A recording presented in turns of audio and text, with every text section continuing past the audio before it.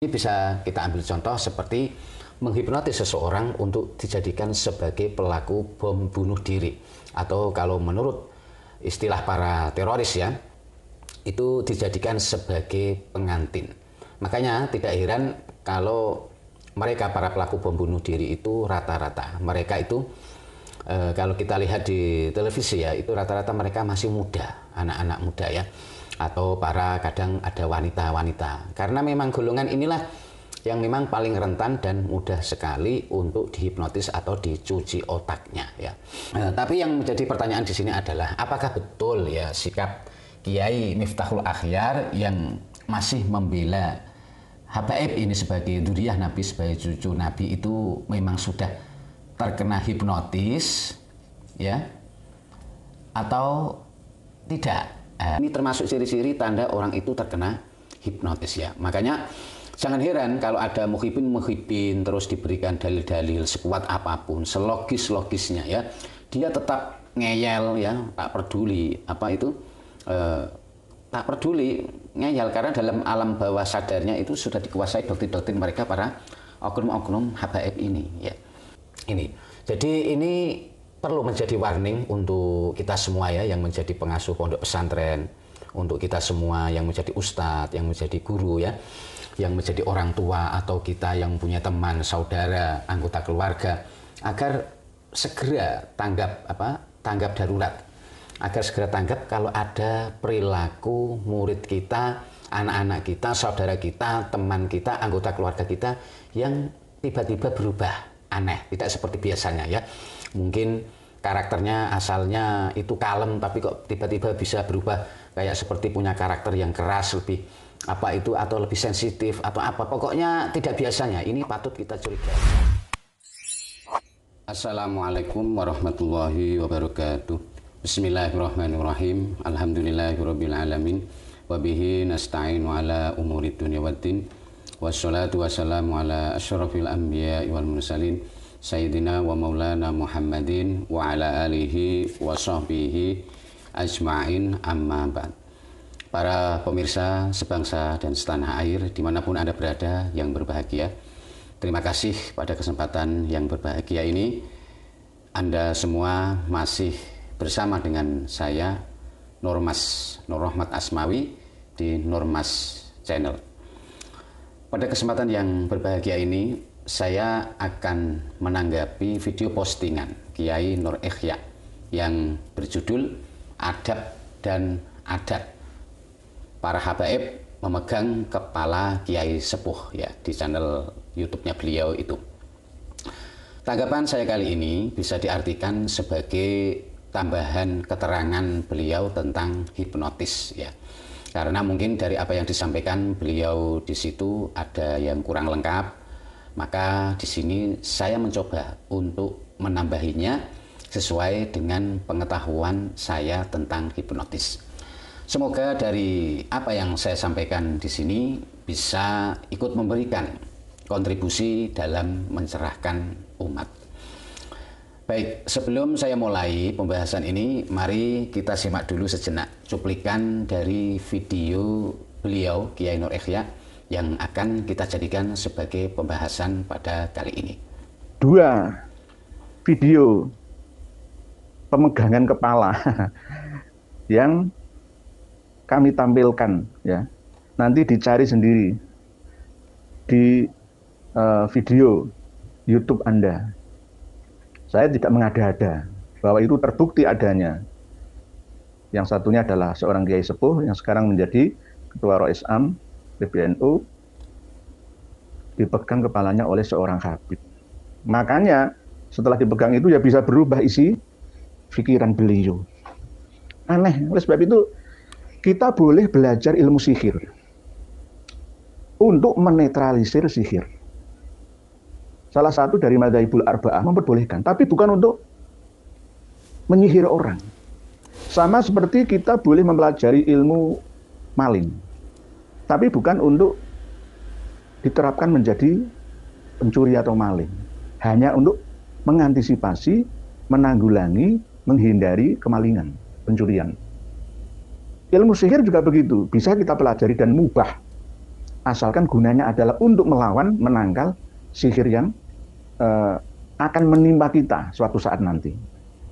Begitu juga belajar teknik hipnoterapi, teknik gendam, itu boleh asalkan di situ tidak ada mantra-mantra yang mengandung unsur syirik, menyekutukan Tuhan. Ada tekniknya sebenarnya, tekniknya simple, gitu. Simple. Intinya senjata yang digunakan pertama kali itu adalah sugesti. Tanamkan satu kepercayaan, termasuk percaya bahwa Habib itu cucu Nabi. Diulang-ulang terus, cucu Nabi, cucu Nabi, cucu Nabi. Setelah itu, ibarat lawan itu sudah dalam pengaruh, ya, pasti mudah ditumbangkan. Nah, ini tekniknya seperti itu. Nah, ini dilakukan oleh mereka untuk orang-orang yang memiliki nama di antara kita. Jadi kenapa saya menghindari untuk bertemu dengan para Habib itu ya karena ini, karena ini, daripada nanti geger di muka umum memalukan, lebih baik saya hindari. Dan saya bahkan banyak dikecam oleh para Habib juga, katanya ya semacam-macam lah tuduhan itu. Yang penting saya tidak memiliki tendensi apapun, hanya berdasarkan sayang, kasih sayang saya terhadap mereka. Karena tidak ada yang mereka takuti, ya, selain dari kiai pribumi. Seperti saya ini, ya, saya dianggap kiai, saya itu kiai resmi loh, ya, diangkat oleh keraton. Bukan abal-abal diangkat oleh umat saja, enggak, saya diangkat oleh keraton. Sertifikat kiai saya itu ada, gitu loh. Saya ini kiai keraton, gitu loh. Karena kata-kata kiai adalah petugas dari keraton yang diutus untuk menjelaskan tentang agama kepada masyarakat yang ada di sekitarnya. Saya ini resmi kiai, tapi walaupun saya bukan nggak dianggap sebagai kiai, ya nggak apa-apa, teman saja, teman sharing, teman berbagi saja. Kiai sekarang itu harus moderat, harus terbuka seperti saya, mau dihujat. Mau dihujat karena eranya sudah era keterbukaan informasi, gitu. Anggaplah seperti kampus antara dosen dan mahasiswa. Ya gantian mungkin dengan mahasiswanya, saya dosennya, atau saya dosennya dengan mahasiswanya, sama-sama setara. Gitu. Akhirnya apa? Nyambung ilmunya, gitu. Karena apa, kita ini sama-sama, ya, tidak seperti dulu kala harus menerapkan sistem kasta, itu nggak sama seperti dulu. Oleh sebab itu Islam agama mayoritas, tapi serasa minoritas. Ini gara-gara apa? Itu tadi, dari segi ekonomi kita dilemahkan, dari segi spiritual keagamaan juga dibodohkan. Marilah kita lawan kemiskinan dan kebodohan ini. Musuh kita bersama. Musuh kita bersama. Percuma kalau kita misalkan sekolah sampai perguruan tinggi, mondok sampai bertahun-tahun, ya, terus akhirnya sugesti kita tetap sama, bahwa Habib itu cucu Nabi, Habib cucu Nabi, Habib cucu Nabi. Percuma. Percumanya di mana? Nanti tetap akan tersugesti dan dikuasai. Dikuasai. Kalau dikuasai secara positif enggak begitu bermasalah. Tapi yang bermasalah adalah ketika dikuasai, alam bawah sadar kita sampai akal sehat kita enggak berguna, enggak difungsikan, enggak diaktifkan. Sehingga tidak mampu untuk membedakan mana yang hak dan mana yang batil, mana yang lurus dan mana yang bengkok, mana yang salah dan mana yang benar. Ini yang harus kita hindari. Jadi memegang kepala orang tua itu tidak boleh. Su'ul adab namanya. Orang duwe duga, orang duwe toto kromo. Katanya selalu mendahulukan adab, adab dan adab. Dalam hal ini, adab harus sejajar dengan ilmu. Dalam hal ini loh, karena sudah kadung terjadi loh ya. Kalau belum terjadi, maka ilmu dulu baru adab. Tapi kalau sudah kadung terjadi kasusnya seperti ini, dua orang ini, maka yang terjadi adalah adab dulu baru ilmu. Jangan adab dulu baru nipu. Nah, ini yang mereka lakukan. Diadapi dulu, ya. Kita dibodohi. Kita dibodohi terus. Dan kita mau. Berarti jika kita terus mempertahankan keyakinan ini, maka kita akan turut serta menerima dosa. Karena kita telah istiqomah mendukung kesombongan mereka, kejahilan mereka, kebohongan mereka, gitu loh. Oleh sebab itu ketika bertemu dengan Habib, pengumuman mulai saat ini, nggak usah nyium tangan. Nggak usah nyium tangan. Mohon maaf. Tegakkan dada, tidak sombong, ya tidak dinglo, sejajar. Salam. Nanti jenengan baik, pembahasan beliau ini sangat menarik sekali bagi saya karena kebetulan saya sedikit banyak pernah belajar tentang hipnosis dan hipnoterapi. Saya juga seorang praktisi hipnoterapi yang pernah juga menangani kasus-kasus trauma seperti trauma, fobia, stres, atau kasus-kasus seseorang yang kehilangan semangat karena dibully, itu bisa menjadi bergairah lagi dan dapat prestasi karena di hipnoterapi. Seorang anak yang bandel punya kebiasaan suka membantah atau suka menolak perintah dari orang tuanya, bisa menjadi seorang anak yang penurut itu karena di hipnoterapi. Jadi inilah pengaruh hipnotis atau bisa disebut dengan gendam. Ya, kalau kita mengenalnya, kalau orang Jawa itu namanya gendam. Bisa digunakan, jadi hipnotis atau gendam ini bisa digunakan untuk kebaikan, bisa juga sebaliknya digunakan untuk kejahatan. Kalau untuk kebaikan, misalkan untuk terapi atau untuk pengobatan secara psikologis ya. Nah, inilah yang kemudian itu diistilahkan dengan hipnoterapi, yaitu pengobatan dengan dihipnotis atau terapi dengan dihipnotis. Sementara kalau untuk kejahatan, contohnya bisa berupa untuk tujuan menipu pada seseorang. Nah, biasanya kalau yang ini untuk tujuan menipu itu biasanya disebut dengan gendam. Yang aslinya ilmu gendam itu sebenarnya juga bagian dari hipnotis itu sendiri ya. Bisa diibaratkan ilmu hipnotis itu adalah sebuah pisau. Maka pisau itu bisa bermanfaat untuk mengiris buah, tapi juga bisa digunakan untuk membunuh orang. Semua itu tergantung pemiliknya. Semua itu tergantung siapa sih empunya yang memiliki pisau itu. Nah, begitu. Begitupun juga ilmu hipnotis bisa digunakan untuk kebaikan, juga bisa digunakan untuk kejahatan. Ya. Ada lagi hipnotis itu yang tujuannya untuk kejahatan, yang dampaknya bisa sangat mengerikan, sangat luas sekali. Tidak hanya berdampak pada seorang aja, tapi juga bisa berupa kelompok masyarakat yang sangat luas. Ini bisa kita ambil contoh seperti menghipnotis seseorang untuk dijadikan sebagai pelaku bom bunuh diri, atau kalau menurut istilah para teroris ya, itu dijadikan sebagai pengantin. Makanya tidak heran kalau mereka para pelaku bom bunuh diri itu rata-rata mereka itu kalau kita lihat di televisi ya, itu rata-rata mereka masih muda, anak-anak muda ya, atau para kadang ada wanita-wanita. Karena memang golongan inilah yang memang paling rentan dan mudah sekali untuk dihipnotis atau dicuci otaknya ya. Dicuci otak ya. Hal ini bisa dilakukan dengan mudah bagi mereka yang telah menguasai menghipnotis ini, yaitu ketika orang sudah memasuki kondisi trance ya, kondisi trance, maka cukup dia itu diberi sugesti ya dengan kata-kata ya. Misalkan kalau untuk para teroris ini kata-katanya misalkan mati bom bunuh diri itu langsung surga ya, mati bom bunuh diri itu langsung surga. Nah, terus diulang-ulang kata-kata seperti itu ya, diulang-ulang, maka ini akan menjadi tertanam dalam alam bawah sadarnya ya, yang kemudian memicu seseorang. Kalau sudah ini tertanam dalam alam bawah sadarnya, maka ini kemudian akan memicu seseorang untuk melakukan bom bunuh diri tanpa ada rasa takut dan khawatir ya. Makanya kita melihat mereka kadang itu agak agak aneh ya, kok masa orang akan bunuh mati tubuhnya remuk, dia kok kayaknya kok wajahnya kok datar-datar aja, tidak menampakkan rasa khawatir dan takut.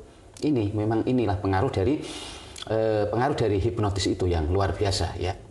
Terus ada lagi tujuan menghipnotis seorang itu untuk dijadikan sebagai pengikutnya ya, sebagai budaknya. Jadi kalau orang itu sudah dikuasai alam bawah sadarnya, seseorang kalau sudah alam bawah sadarnya itu sudah dikuasai oleh seseorang, maka setiap perintah ataupun kata-katanya si penghipnotis itu akan selalu ditaati, akan selalu dituruti perintahnya atau ajaran-ajarannya tanpa mampu untuk menolaknya. Ini biasa kalau orang yang sudah terhipnotis ya, sudah terkena hipnotis. Nah, Tipe inilah yang mungkin digunakan oleh oknum habaib untuk menghipnotis para korbannya. Sehingga dengan ini dia akan menjadi muhibbin yang fanatik buta ya. Kita bisa melihat faktanya di masyarakat itu, memang ketika kita kalau melihat para muhibbin itu kelihatannya itu fanatiknya itu ya minta ampun itu seperti kita ngomong apa itu ditolaknya. Bahkan yang miris itu perintahnya orang tua sendiri itu tidak digubris karena dia saking fanatiknya mengikuti habaib ini. Nah, ini termasuk ciri-ciri tanda orang itu terkena hipnotis ya. Makanya jangan heran kalau ada muhibbin terus diberikan dalil-dalil sekuat apapun, selogis-logisnya ya, dia tetap ngeyel ya, tak peduli tak peduli ngeyel karena dalam alam bawah sadarnya itu sudah dikuasai doktrin-doktrin mereka para oknum-oknum habaib ini ya. Dan kasus inilah yang mungkin ini dialami oleh Kiai Miftahul Akhyar ya, sebagaimana yang disampaikan oleh Kiai Nur Ikhya, yaitu kata-katanya di channel YouTube-nya, yaitu makanya setelah dipegang kepala beliau ini maksudnya Kiai Miftahul Akhyar ini, beliau bisa berubah pikirannya, bisa berubah ya. Jadi apa yang disampaikan Kiai Nur Ikhya ini sangat mungkin sekali ya, tidak berlebihan, sangat mungkin sekali, karena salah satu cara untuk menghipnotis seseorang itu bisa dengan dipegang kepalanya ya. Makanya patut dicurigai kalau ada seseorang yang lebih muda kok sama sekali tidak punya sopan santun ya, memegang kepala seorang yang lebih tua, apalagi ini usianya lumayan jauh ya. Kalau kita lihat, kalau di situ dalam gambar itu kan Habib Muhsin bin Muhdar ya, kalau tidak salah itu beliau itu kan usianya masih jauh sekali ya di bawah Kiai Haji Miftahul Akhyar ya, ini kan jauh sekali ya. Kok dia memegang kepala seorang yang lebih tua, pasti ini tentu ada maksud tujuan tertentu ya. Karena kalau untuk tujuan misalkan untuk hanya sekedar menghormati, mestinya ya tidak begitu. Kalau dia tahu cara menghormati ya tidak begitu ya. Tapi yang menjadi pertanyaan di sini adalah apakah betul ya sikap Kiai Miftahul Akhyar yang masih membela habaib ini sebagai dzurriyyah Nabi, sebagai cucu Nabi itu memang sudah terkena hipnotis ya, atau tidak ya. Kalau ini kan, kalau kita mendengar apa yang disampaikan Kiai Nur Ikhya, seakan-akan beliau Kiai Miftahul Akhyar ini seakan-akan sudah terkena hipnotis, tapi sebenarnya itu belum tentu ya.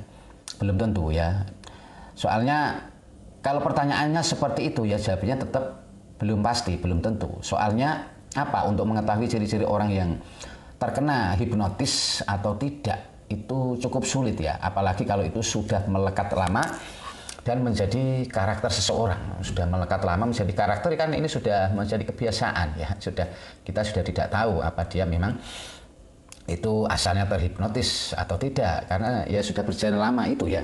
Tapi kalau pertanyaannya apakah mungkin Kiai Miftahul Akhyar ya telah terkena hipnotis, apakah itu mungkin? Jawabannya adalah sangat mungkin sekali ya, karena orang terhipnotis itu tidak pandang bulu tua atau muda, dia pintar kiai atau tidak. Yang penting mereka yang menghipnotis itu tahu teknisnya, tahu caranya bagaimana dia menghipnotis seseorang dengan tingkatan intelektualnya masing-masing. Itu memang ada cara-caranya, teknis-teknis khusus untuk bisa menghipnotis orang dengan tingkatan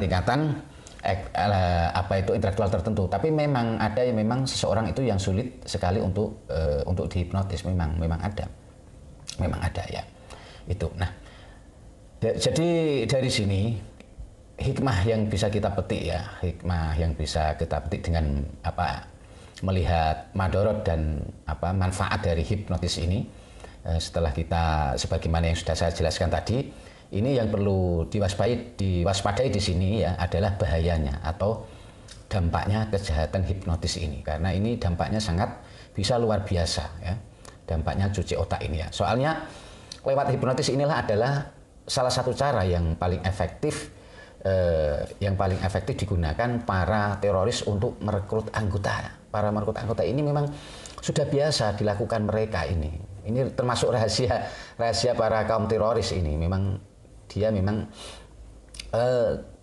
termasuk menggunakan metode ini untuk menggait, untuk merekrut anggota-anggota. Nah, dan juga lewat hipnotis inilah yang digunakan seseorang ya, siapapun itu, yang dia itu memang punya tujuan sengaja mencari orang untuk dijadikan sebagai pengikutnya, budak-budaknya ya.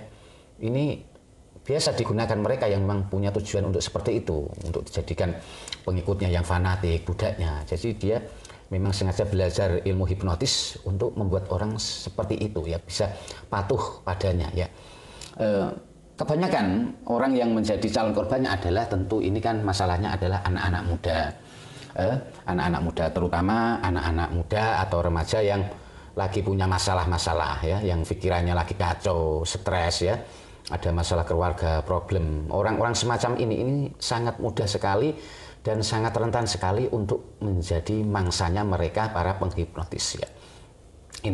Jadi ini perlu menjadi warning untuk kita semua ya, yang menjadi pengasuh pondok pesantren, untuk kita semua yang menjadi ustadz, yang menjadi guru ya, yang menjadi orang tua, atau kita yang punya teman, saudara, anggota keluarga, agar segera tanggap darurat, agar segera tanggap kalau ada perilaku murid kita, anak-anak kita, saudara kita, teman kita, anggota keluarga kita yang tiba-tiba berubah aneh, tidak seperti biasanya ya. Mungkin karakternya asalnya itu kalem, tapi kok tiba-tiba bisa berubah kayak seperti punya karakter yang keras, lebih atau lebih sensitif atau apa, pokoknya tidak biasanya. Ini patut kita curigai ya. Kalau itu kemungkinan, jadi kalau ada yang aneh-aneh seperti itu kemungkinan besar dia itu bisa saja terkena hipnotis ya, terkena hipnotis ya. Jadi kalau kita melihat kondisi ya, orang atau keluarga kita ya, saudara kita seperti itu, maka cara yang kita lakukan adalah segera dekati dia dan beri perhatian yang lebih intens dari biasanya ya. Beri perhatian, ajak dia untuk ngobrol, sharing, dan tanyakan ada permasalahan apa ya. Sehingga dengan ini bisa menjadi sebuah tindakan yang preventif ya, pencegahan untuk mencegah pengaruh hipnotis ini tidak semakin kuat dalam diri seseorang itu. Bahkan dengan tindakan ini nanti bisa berangsur-angsur menetralkan dan menormalkan kondisinya seperti semula.